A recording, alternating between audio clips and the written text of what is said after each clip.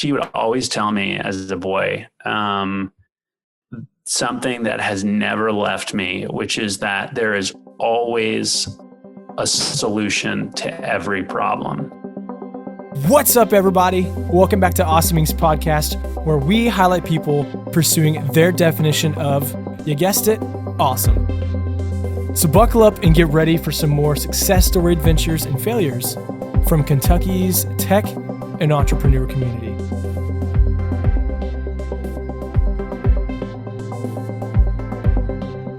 Wow, this is wonderful. Guys, thanks for tuning into Awesome Inc.'s podcast. You have no idea all of the fun technical difficulties that have gone into this episode. We are pumped you are listening. Thank you for your time. Today, I have a great privilege to sit down with my friend Matt from Stucco of Louisville, Kentucky. We hit it off literally at the ballpark here in Lexington for August 5 Across, and Matt was one of our pitch competition contestants. Had a great job, has a great poise on the mound, pitching, yes, both baseballs and his own startup. So I'm honored to sit down with him. Matt, you're live from your office. I see the dog on your wall. Tell me, how the heck are you doing today? I'm great. Yeah, I'm really happy to be here. This is fun to connect, and had a blast at the 5 Across event. So happy that we can continue this conversation. Likewise, man.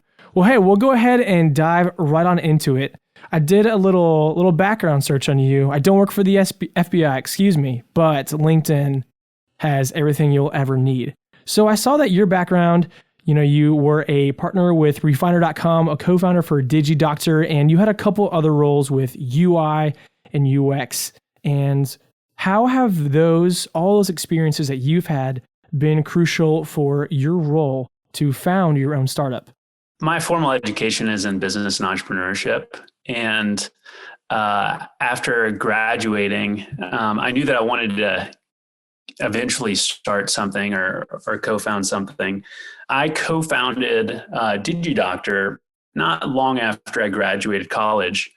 And that was a healthcare software company, which is really diving into the deep end when you don't have any technical background. And so I oftentimes consider that experience with both DigiDoctor and Refiner as being sort of my graduate program, where I was teaching myself how to code and design web applications and apps, just purely out of necessity, but also so that I really understood kind of the space that I found myself in. And so, at that time, starting a healthcare software company with no technical or formal design training, it was a really interesting time. But it was a really exciting time too, because it was an entirely new world that I was having to quickly familiarize myself with.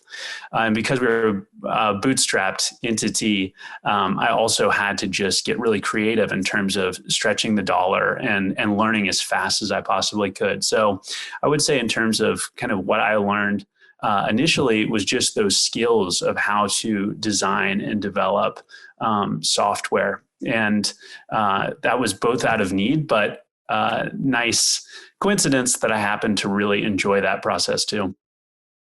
Everything you just said could go into an entirely different conversation. And I do want to touch on a few things. So you had to learn a new skill set. You said you went to college for business and entrepreneurship. Then you ended up going to the tech world. What was the main avenue that you used to learn some of the software and some of the languages you had to for your coding and the startups that you worked with? Oh gosh, at that time, it was probably 2011. And so online education was still kind of this new world. Gosh, I feel so old sharing these stories. I'm only 32 years old, but back then, everything like lynda.com or even educational things, courses that you might find on YouTube. I don't even know if Udemy was in existence. Treehouse was kind of on the tip of everybody's tongue. So just being an equal opportunity learner and going to all these different outlets to try to find out ways to solve design and technical challenges. And a lot of it was just purely time spent within Photoshop or within like Sublime Text or something like that, and purely just grinding it out, trying to learn by doing. So I leaned heavily on quite a few websites. I remember spending a lot of time on YouTube and Lynda, and I still do spend a ton of time on resources like that. But a lot of it was just learn by doing as well. And it was a very new space too. I mean, it was exciting back then. Silicon Valley was so exciting. About all the money that was being poured into tech, and the fact that tech was now more accessible to entrepreneurs, and you didn't have to raise a ton of VC money to build a prototype because of frameworks like Twitter Bootstrap and Ruby on Rails and things like that. So it was a really exciting time because it was a lot more accessible to those who wanted to start something. Man, that is so relevant, especially with the way our world is right now with the COVID pandemic. Everything you mentioned, 2011, seeming like forever ago. Only 9 years ago, online learning wasn't the biggest thing. I remember in college, I used YouTube quite a bit for learning how to get through my CS classes and refining my skills, watching people program and do practice problems. So I get that. I love that you're a student of wanting to learn, figuring it out, and learning by doing. Best way we can learn as entrepreneurs, I think, and people in general. And also to your point, 32, man, you are in your prime. Don't worry about feeling old. You're doing all the right stuff for where you are. Matt, one thing I wanted to know probably has to do with you went to Trinity High School. I'll assume that you're from Louisville, but why did you choose Kentucky, of all places, to start your company? It's a good question. I mean, Louisville is one of those boomerang cities where people will oftentimes, go to college maybe elsewhere and then find themselves back in the city of Louisville. It's just such a great place.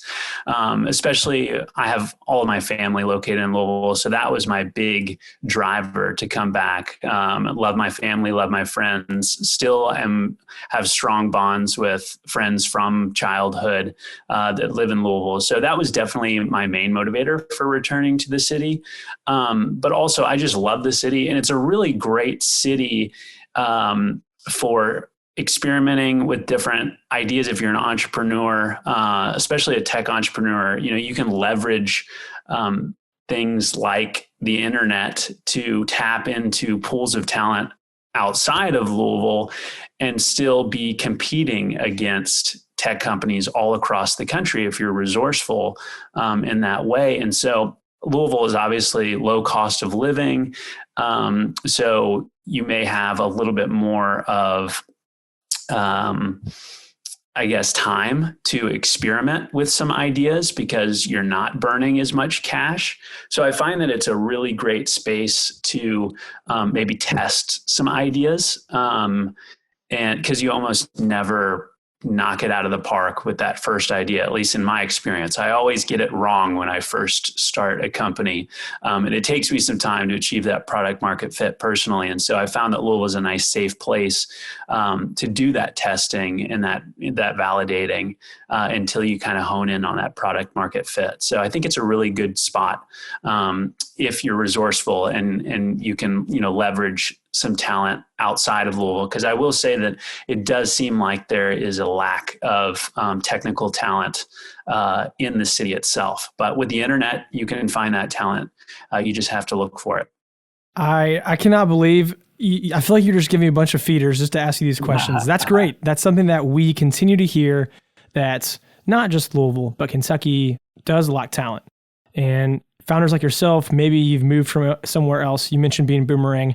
But we find people are moving from the coasts because they're losing their sex appeal. All the money costs to live comfortably and run your company are skyrocketing. So people are flocking into the Midwest. So as a founder who is living in the Midwest, that's what we would say Kentucky is, or where it's located in the States, you're having a problem with technical talent. Where were you before you boomeranged back to Louisville? So I went to college in Lexington, Virginia. It's a small school called Washington Lee University. So I got my undergraduate degree there. And then I came back to Louisville. So I really didn't spend a ton of time outside of the city or state, but it was enough time for me to understand that I wanted to get back to Louisville. The big cities just don't, for whatever reason, really connect or resonate with me. And my family and friends weren't there. So I kind of quickly headed back to the city of Louisville, and I'm really glad that I did. I do find that I enjoy traveling quite a bit when I can. Obviously, this year has been challenging to do that, but I'll still, bounce around the country when possible. I don't want to get stir crazy in Louisville, but I do love Louisville. It's a wonderful city. So you came back and, like we just said, you're having trouble finding technical talent. Where are you looking for? How are you outsourcing your work to find said talent? First, I insourced by kind of learning that technical talent for myself so that I could have an informed opinion on who might be good to partner with. For outsourcing anything, definitely I would recommend to any founder or co-founder that they gain a decent amount of knowledge themselves first before trying to outsource it so that you can have an informed conversation you're not taken advantage of. So after having done that, then I looked outside. I guess in the early days, a lot of my recruiting was just done through freelance websites. At the time, I think it was called Odesk. I think it's now called Upwork. There's been some consolidation in that industry. And man, I've probably hired 40 or 50 different people through Upwork. And I didn't realize it at the time because a lot of time when I would hire freelancers through that platform, they would just be like an ad hoc type of hire. So I would face some sort of technical challenge, and I realized that it would take me maybe a week to crack the code, so to speak. But it would be a much more efficient use of my time if I would just outsource that particular challenge that I was having to somebody who had already overcome it and get through it in a matter of a day or less. And so I probably did that 40 or 50 times. And I didn't know it at the time, but I was really conducting an interview because I was having all these interactions with these different technical resources, and some would go better than others. And what's interesting is that one of those technical resources ended up being my first hire at Stucco, and they've been with us full time for 5 years now. So it ended up being a great way to vet candidates to potentially hire full time. But I didn't know that I was doing that at first. I was just kind of trying to solve some immediate problems. But yeah, it was Upwork primarily. And then for design talent, I will source that on Dribbble, Dribbble.com. It's with 3 Bs in true Stucco 3C fashion. That's a great resource for finding talented user interface or user experience designers. And so I will just sift through all sorts of work portfolios from those designers and conduct my interviews first based on the talent that they've shown in those online portfolios, and then reach out to them and initiate kind of a small engagement to kind of get a feel for their communication style and what kind of level of trust we have. The talent is out there. You just have to kind of know where to look, and also to understand that you have to grow that relationship a little bit incrementally. Start small, maybe with a handful of people, and then hone in on who really resonates with you, both from a personal standpoint and also a professional standpoint. It is awesome hearing you talk from a place where you have understanding and you have this experience. I love that you shared, oh yeah, I've learned all this, something that would take me a week. I realize I can outsource this, and have someone take care of this in a matter of a day or two. So that's cool that you learn from your experience, maybe even sometimes through failure, to say my life would be easier if I wasn't handling this. So man, thanks for sharing that. Last question before we move on and talk more about Stucco and what you're doing specifically. What do you think it would take for this talent that you have found across the states, maybe across the globe, to move to Kentucky? Well, it's a really good question. I mean, first I would ask, do they need to move to Kentucky? Not all talent needs to be in Kentucky. There's extremely talented designers at Stucco that are located in San Francisco and LA.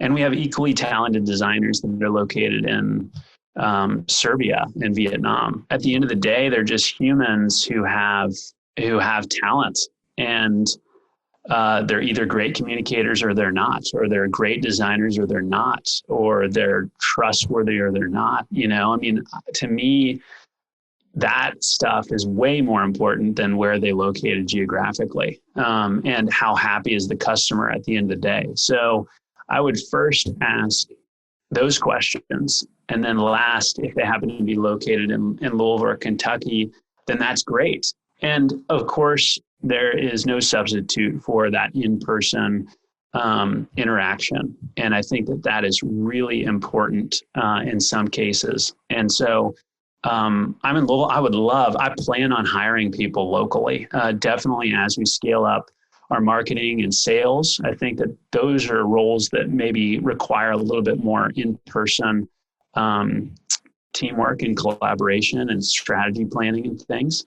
I love the state of Kentucky. And I'm very much looking forward to hiring locally, but not because they're local necessarily.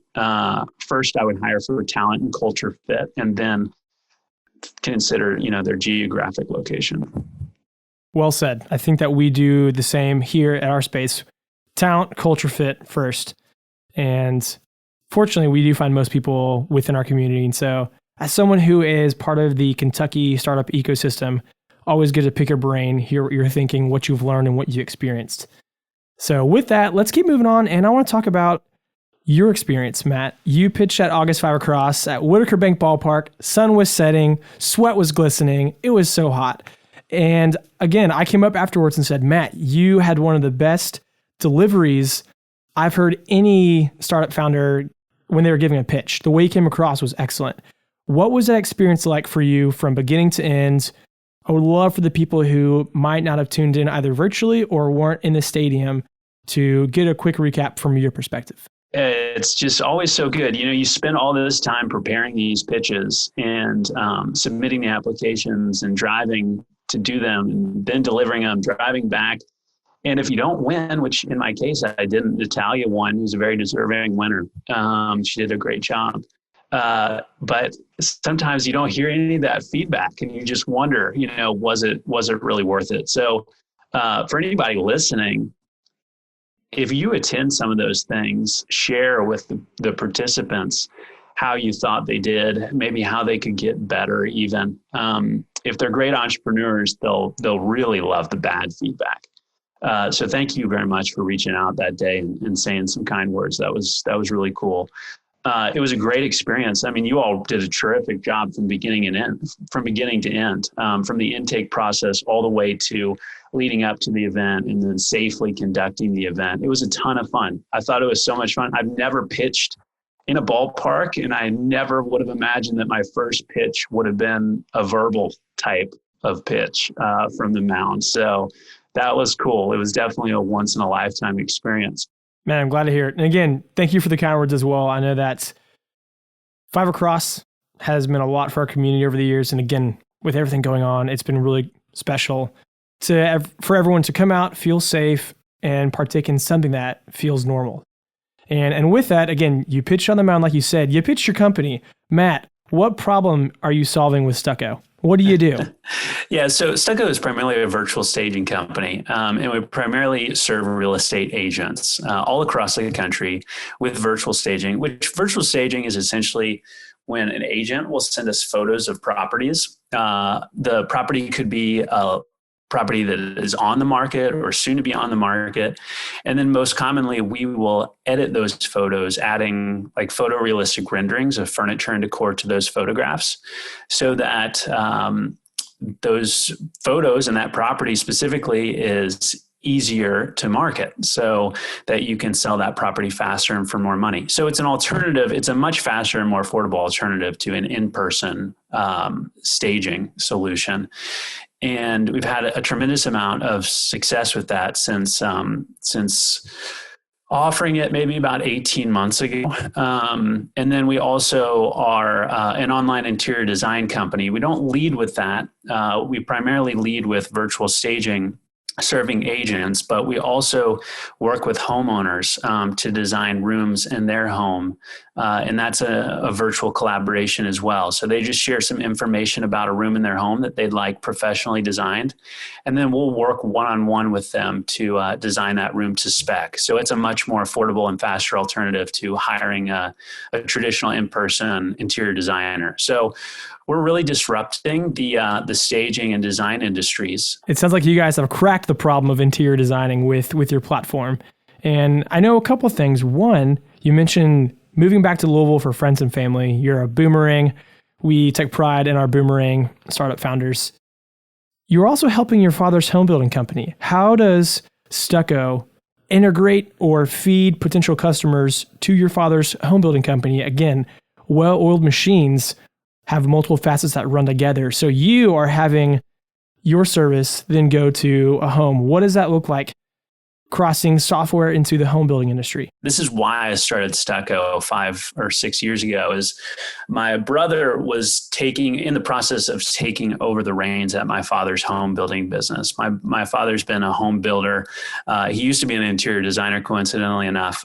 He's been doing it for longer than I've been alive. And so my brother, who's 10 years senior to me, was taking the business over from my father, who's kind of an old school sort of word of mouth guy, didn't have any sort of online presence whatsoever. And so I wanted to just help my brother create a digital footprint for that business so that it would be easier for him to transition into that role, just because that's where things were heading as an industry and just more broadly, globally, just in terms of the importance of a digital footprint and digital presence for companies to succeed. And so Stucco originally was just a portfolio site for creative home professionals like them. So it was somewhat similar to house.com for those who might be familiar, or even Instagram, but specific to creative home professionals.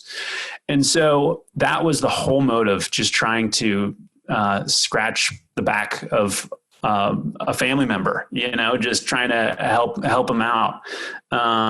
And one thing kind of led to another. We evolved to be an online interior design platform, and then most recently, really evolving to become a virtual staging platform, but still offering online interior design. So I don't know that we're all that successful in solving that initial problem.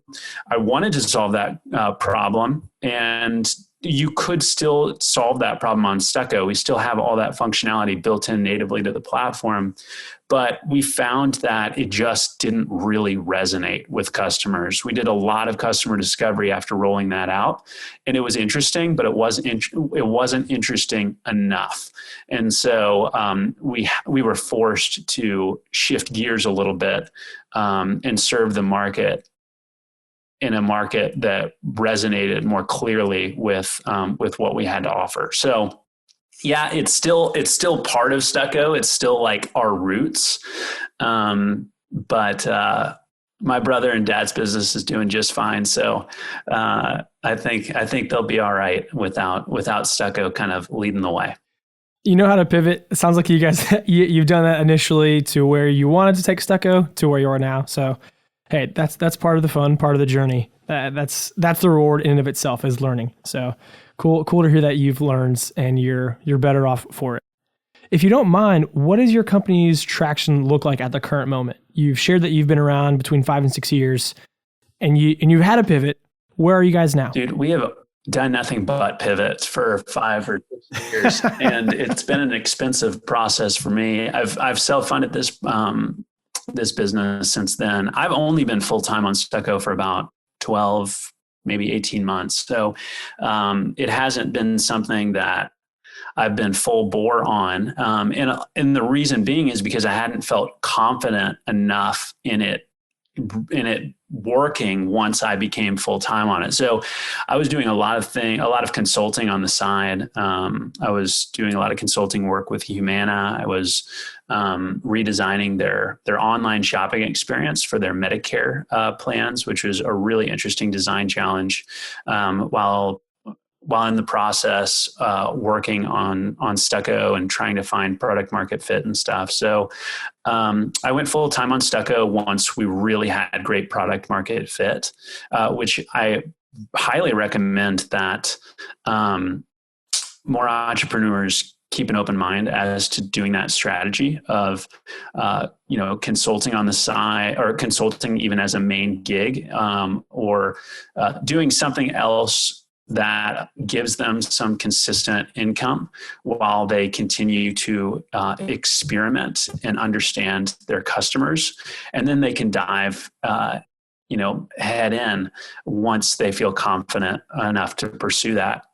So I went full time about, 18 months ago on Stucco. And that's really when we started rolling out virtual staging, and when our offer was truly resonating. And so we've had great traction. I mean, in the last 18 months, I was doing some math a couple of days ago, and I think we've grown at about 192% average month over month revenue growth during that time. Of course, when you go from, $20 a month to $40 a month, that's a significant percentage month over month revenue growth. So I don't want to let your listeners get the feeling that we're doing millions of dollars a month or anything like that, but we're growing. It's a significant amount of revenue, and we're really trying to grow. So we're in the process of raising some outside capital right now to kind of unlock the next level. Well, for the sake of where this is, we'll just say that you guys are talking about 20 million and 40 million to keep things exciting. So it is awesome to hear the traction and the growth that you guys are having. And yeah, thanks for sharing that. Part of learning is you're hearing other people's stories or struggles, what they're figuring out. And that's the beauty of this podcast. We want people, average Joes or absolute stud entrepreneurs, to share what they're learning, what they're walking through. So yeah, thanks again for letting us to hear part of that. What does success look like for you as a founder? What do you want to accomplish with Stucco? It's such a challenging question, what success looks like. Professionally, success, I think, to us looks like we're really making our customers happy. And they just keep coming back. And we are constantly getting better at serving them. And that our team is thrilled during that process too, right? It has to be a win-win. We can't run ourselves ragged in the spirit of serving our customers, because then we aren't happy as service providers. So there has to be some balance there. But ultimately, success to us just means that we continue to delight our customers, and just continue to innovate with ways to do that. In terms of personally, and I know you didn't ask that question, but really as an entrepreneur, you do have to think about both professionally and personally, and it's really one thing. It's just balance, which is really, really tough for an entrepreneur. It's been really tough for me ever since I've been an entrepreneur for 10 or 11 years. I'm still trying to figure it out. And I think that it's got to be really tough for a lot of people now who are working from home, because work and life have never been more connected than they are right now for our entire world. And so balance is so crucial. Just blocking out times on our calendar for required days off, or, required afternoons off, required sunshine, all this stuff. So I know you didn't ask about the personal side, but I really see it as one thing. And, I see success being a true balance between time truly focused and then time truly, outside of business too. So balance from that perspective. No, Matt, that's wonderful. I care just as much about the personal success as the entrepreneurial startup success, because like you shared, they've never been more connected, integrated, whatever word you want to say to pair the two. But it's so relevant right now that one affects the other. So yeah, thank you for sharing that. And the extra bit. I appreciate it. I know people listening do as well. And Matt, I'm going to ask my final question. This is my personal favorite. You semi-touched upon it, but maybe phrasing it a little differently will be great for you. What is the advice you would give entrepreneurs based on your experience? You've talked a lot about having that stick-to-itiveness and figuring things out based on learning correctly.